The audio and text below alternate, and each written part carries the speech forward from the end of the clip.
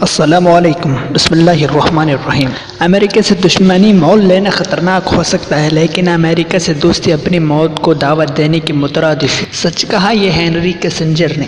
بالکل، امریکہ ایک واحد شیطان ہے، مردود ہے، جو کہ دنیا کے ہر کام میں اپنا ٹانگ اڑاتے رہتے ہیں۔ ویڈیو سٹارٹ کرنے سے پہلے آپ لوگوں کو گزارش ہے کہ اردو والے کو سبسکرائب کریں، ویڈیو کو لائک کریں۔ ویڈیو سٹارٹ کرتے ہیں۔ آج کی سیاسی اور اقتصادی صورتحال کے تناظر میں اگر ڈاکٹر ہینری کسنجر کی اس بات پر غور کیا جائے تو ان کا کہنا 100% درست معلوم ہوتا ہے۔ یہ بات اب کسی سے ڈھکی چھپی نہیں کہ اپنے مفادات کے حصول کی خاطر امریکہ کسی بھی ملک کے اندر معاملات میں دخل اندازی اپنا حق سمجھتا ہے، اور اپنے مقصد کو پانے میں وہ کسی بھی بین الاقوامی ضابطے یا عالمی قوانین کے پابندی کو ضروری نہیں سمجھتا، اور قطب شمالی سے لے کر قطب جنوبی تک اور مریخ سے لے کر سمندروں کے تہوں تک وہ اپنی کسی بھی معاملے سے لا تعلق نہیں رکھ سکتا۔ امریکہ اس خطے میں بھی مصروف عمل ہے۔ اول تو وہ چاہتا ہے کہ اس خطے کے رہنے والے ہمیشہ اس کی دست نگر رہیں۔ دوم، تیل پر کنٹرول ایک ایسا ہتھیار ہے جو اگر امریکہ کے ہاتھ لگ جائے تو وہ تمام تیل استعمال کرنے والے ممالک پر اپنی سیاسی، اقتصادی اور دفاعی پالیسی مسلط کر سکتا ہے۔ دوم، اس خطے کی جغرافیائی حیثیت کا وہ اپنے دور دراز علاقوں میں پہنچنے کے لیے بیس کے طور پر استعمال کر سکتا ہے۔ مقاصد کے حصول کے لیے امریکہ نے پہلے شاہ ایران کو تقدر بنایا تاکہ وہ اپنی ایسی فوجی قوت بنے جس سے تیل پیدا کرنے والے سب سے امیر ممالک زرعی اور بوقت ضرورت ایران کے تمام وسائل کو کام میں لایا جا سکے۔ اسی مقصد کے تحت امریکہ نے 1920 کے معاہدہ الجزائر کے ذریعے ایران عراق کا سرحدی جھگڑا طے کروا دیا۔ ایران کے وزیر اعظم امیر عباس حویدہ نے اپنے ایک تقریر کے دوران کہا تھا کہ 1971 میں جب پاکستان ٹوٹا تو امریکی نہ صرف ایک تماشا دیکھتے رہے بلکہ وہ اس کے تیرنے میں براہ راست شامل بھی تھے۔ گویا ایران کے شہنشاہ کے لیے لمحہ فکریت تھا۔ شہنشاہ ایران کو باور ہو گیا کہ امریکہ جب چاہیں گے اس کا تختہ بھی الٹ دیا جائے گا۔ امریکہ امام خمینی کی انقلابی کارروائیوں سے بھی پوری طرح باخبر تھا۔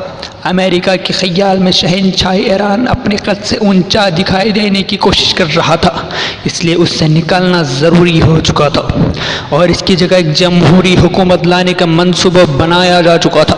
امریکہ نے امام خمینی کے ارد گرد بنی صدر جیسے جاسوس اور مجاہدین خلق جیسے کارندے تعینات کر دیے تھے تاکہ جیسے ہی انقلاب کامیاب ہو یہ لوگ فوراً حکومت کو باغ دوڑ سنبھال لیں، امام خمینی کو قم میں محصور کر دیا جائے اور امریکہ کی پسند کی ایک جمہوری حکومت قائم ہو جائے۔ لیکن اس محاذ پر امریکہ بری طرح شکست کھا گیا، اور شکست کی وجہ امام خمینی کی شخصیت تھی۔ امریکہ نہ تو انہیں جان سکا اور نہ ہی انہیں پہچان سکا۔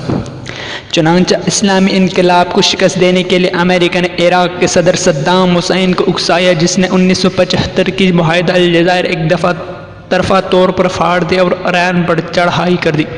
8 سال تک مسلمان کو کشت و خون ہوا اور مسلمانوں کی تیل کی دولت کو زیاں ہوا۔ اسلامی انقلاب کو تو شکست نہ ہو سکی، مگر سردار صدام ایک بہت بڑی قوت بن کر ابھرا جو امریکہ کے لیے مشکلات پیدا کر سکتا تھا۔ عراق کی بڑھتی ہوئی قوت کو مٹانے کے لیے اس کو کویت پر حملہ کرنے کے لیے اکسایا گیا، اور پھر جو عراق کا حشر ہوا وہ اب بھی تک ہو رہا ہے، اور جس طرح تیل پیدا کرنے والے ممالک پر امریکہ قابض ہو چکا ہے وہ سبھی دیکھ رہے ہیں۔ عراق کے بچے بھوک اور بیماریوں سے بلکہ بلک کر مر رہے ہیں۔ سعودی عرب اور کویت مقروض ہو چکے ہیں، اور امریکہ وہاں ایک خون خوار درندے کی طرح دندناتا پھر رہا ہے۔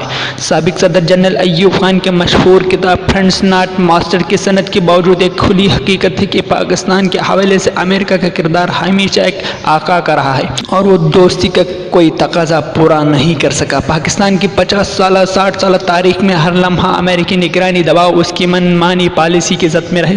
اپنے مقاصد کے حصول کے لیے کبھی تو امریکہ نے پاکستان کے خلاف امداد کا استعمال کیا، تو کبھی اقتصادی دباؤ کا ہتھکنڈا، اور کبھی پاکستان کو دہشت گرد ملک قرار دلوانے کے بہانے ہراساں کیا۔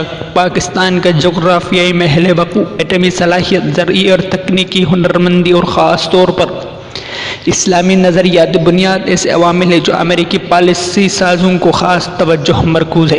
امریکہ نے کبھی پاکستان کو اپنی معاملات خود چلانے کی اجازت نہیں دی۔ ہمارے تاریخ کے ابتدائی برسوں میں ہی امریکہ نے ہماری قومی مفادات کو ہائی جیک کر لیا تھا، اور وقت گزارنے کے ساتھ ساتھ امریکہ نے پاکستانی حکام کے ارد گرد ایک ایسا جال بچھا دیا تھا کہ پاکستان کسی صورت اس سے آزاد نہ ہو سکے۔ کئی بھی IMF اور ورلڈ بینک کے قرضوں کی واپسی کے لیے دباؤ، کبھی ایٹمی ہتھیار کے روک تھام کا عزم، کبھی چین اور ایران سے دوست پھر پر خشگی اور کبھی چرس اور افیون پر پکڑ کر پاکستان کو ان مسائل میں اسی طرح بری طرح سے الجھا کر رکھ دیا گیا کہ وقت کے ساتھ ساتھ پاکستان نہ صرف اقوام عالم میں اپنا منفرد مقام اور تشخص کھوتا جا رہا ہے، بلکہ سیکیورٹی اور اقتصادی لحاظ سے بہت خطرات سے بھی دوچار ہوتا جا رہا ہے۔ پاکستان کے پہلے وزیر اعظم لیاقت علی خان کی دور ہی سے ہر حکومت امریکہ کے ساتھ دفاعی اور اقتصادی معاملے طے کرنے پر مجبور ہے، جن کی بدولت امریکہ کو تو اپنی قومی سلامتی اور دیگر مفادات کے تحفظ میں مدد ملے، مگر امریکی حاسدوں کی وجہ سے پاکستانی قوم آج تک ہر قسم کے مفاد کے حصول سے محروم ہے۔ اس سے سود دوستی کا ہمیں یہ نقصان بھی ہوا کہ امریکہ نے روس کے خلاف جاسوسی کے لیے ہماری سرزمین کا بلا خوف خطر کھلے عام استعمال کیا۔ امریکہ نے ہمارے عزیز و دوست چین اور ایران کے ساتھ ہمارے تعلقات بگاڑنے کی بھی بڑی کوشش کی، اور آج بھی وہ اپنی اس مذموم کوشش میں مصروف ہے۔ اس کا تازہ ترین ثبوت یہ ہے کہ چین کو میزائل ٹیکنالوجی پاکستان کو منتقل کرنے پر پابندی عائد کر رکھی۔ امریکہ کی یہ کوشش بھی ہم کی برادر اسلامی ملک ایران سے مکمل طور پر کٹ جائیں، اور اس مقصد میں ناکامی کے باوجود وہ ابھی تک ہمارے ایران کے ساتھ تعلقات پر کڑی نظر رکھے ہوئے ہیں۔ اپنی اقتصادی اور سیاسی اثر کو قائم اور سکنجے کے مزید مضبوط رکھنے کے لیے امریکہ اپنی خفیہ دہشت گرد تنظیم CIA کی کارکردگی کو فعال رکھتا ہے۔ یہ امریکی ادارہ دنیا کے دیگر ممالک کے قومی وقار کو زیر نگیں رکھنے اور اس کے ضمن میں امریکی مفادات کے تحفظ اور حصول کے لیے پوری دنیا میں بدنام ہے، اور اس ادارے کے پاس بے پناہ وسائل ہیں، اور اس کے کارکن اپنے مقاصد کی تکمیل میں کسی اخلاقی ضابطے کے پابند نہیں۔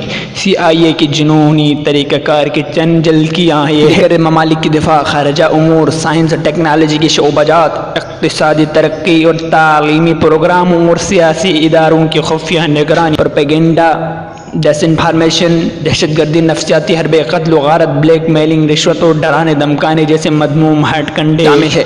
اکیلے طلباء کی یونینی اور مزدوروں کی سوداگری ایجنٹوں کی مالی امداد فراہم کرنا بھی امریکہ جیسے شیطان مردود ملک کے عزائم میں شامل ہے۔ دوسری جنگ عظیم کے بعد اسرائیلی ریاست کی ناجائز پیدائش ہوئی اور امریکہ کالے پالک بچہ بن گیا۔ چنانچہ امریکہ کے خارجہ حکمت عملی اور دفاعی منصوبوں میں اسرائیل کے حفاظت اور ترقی کو نمایاں اور ترجیحی مقامات حاصل ہو۔ اس مقصد کے حصول کے لیے ضروری تھا کہ امریکہ بذات خود اس خطے میں آ جائے۔ اس سلسلے کے کڑی ایران کے بادشاہ رضا شاہ پہلوی سے جا ملتی تھی، مگر اسلامی انقلاب کے ہاتھوں ایران کے عوام سے شکست کھانے کے بعد امریکہ کی بساط الٹ گئی اور وہ اس علاقے سے عملی طور پر خارج ہو گیا۔ لیکن امریکہ کی خفیہ ایجنسی CIA نے اپنا ہیڈ کوارٹر تہران سے اسلام آباد منتقل کر لیا۔ جب سے روسی فوجیں افغانستان میں داخل ہوئیں تو ایک دفعہ پھر امریکہ کو موقع مل گیا کہ وہ اس خطے میں واپس آ جائے اور افغان جہاد میں امداد کا بہانہ بنا کر ایک دفعہ پھر پاکستانی حکمرانوں پر چھا جائے۔ چاہے تو یہ بھی تھا کہ پاکستان افغانستان صرف اسلامی ممالک سے مدد حاصل کرتے، مگر امریکہ نے ہمیں اپنا دوست نگر بننے پر مجبور کر دیا۔ اس کا خمیازہ نہ صرف پاکستان اور افغانستان بلکہ ساری اسلامی دنیا ابھی تک بھگت رہے ہیں، اور نہ جانے ہمیں کب تک اور کتنا خمیازہ ابھی اور ادا کرنا پڑے گا۔ پاکستان میں CIA کی مداخلت کسی حد تک موجود ہے۔ اس کا اندازہ پاکستانی آرمی کے سابق chief of staff general Mirza Aslam Beg کے ایک مضمون کے اقتباس سے لگایا جا سکتا ہے، جو دی مسلم کی 29 جنوری 1994 کی شمار میں شائع ہوا۔ امریکہ نے پنجاب پاکستان کے سابق غیر جمہوری حکومتوں میں اعلیٰ ترین عہدوں پر اپنے ایجنٹس تعینات کر رکھے تھے تاکہ وہ پاکستان کے پورے سیاسی سماجی نظام کو تہبلا کر سکے اور اسے اپنے مقصد کے حصول میں آسانی رہے۔ ہمیں اس بات کو اشد ضرورت ہے کہ ہم اپنی تمام تر صلاحیتوں کو برائے کار لاتے ہوئے CIA کے ایجنٹوں اقاؤں سے نجات حاصل کریں۔ سوال پیدا ہوتے کہ ہم ایسا کر سکتے ہیں؟ کیا ہمارا گرد حلقہ روز بروز اور زیادہ تنگ نہیں کیا جا رہا؟ ہم اس دلدل میں زیادہ نہیں